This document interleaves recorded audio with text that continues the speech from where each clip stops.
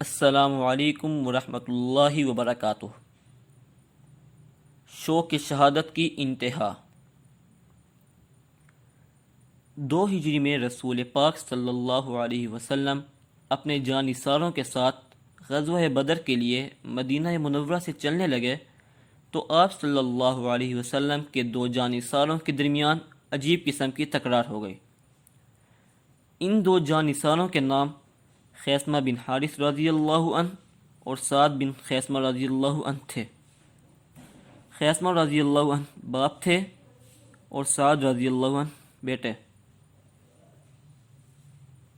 دونوں کا تعلق مدینے کے خاندان اوس سے تھا۔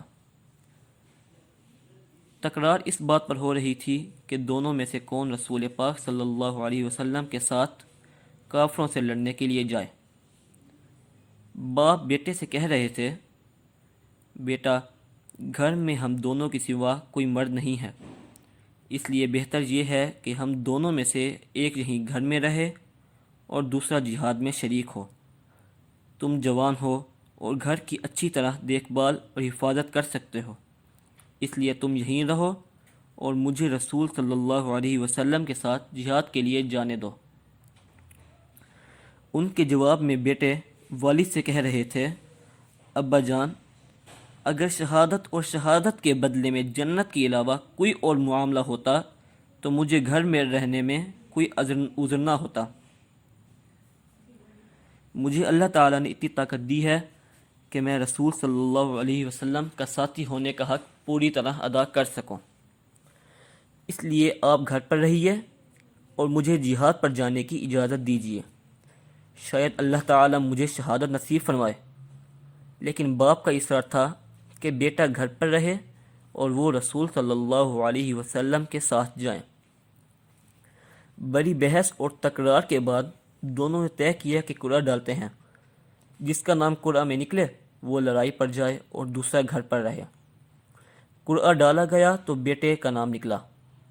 ان کو اس قدر خوشی ہوئی کہ قدم زمین پر نہ ٹکتے تھے۔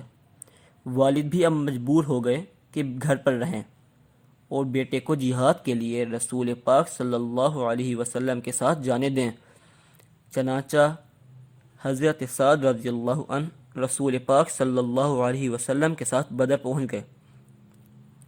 لڑائی شروع ہوئی تو حضرت سعد رضی اللہ عنہ اس جوش اور جذبے کے ساتھ لڑے کہ جان بازی کا حق ادا کر دیا۔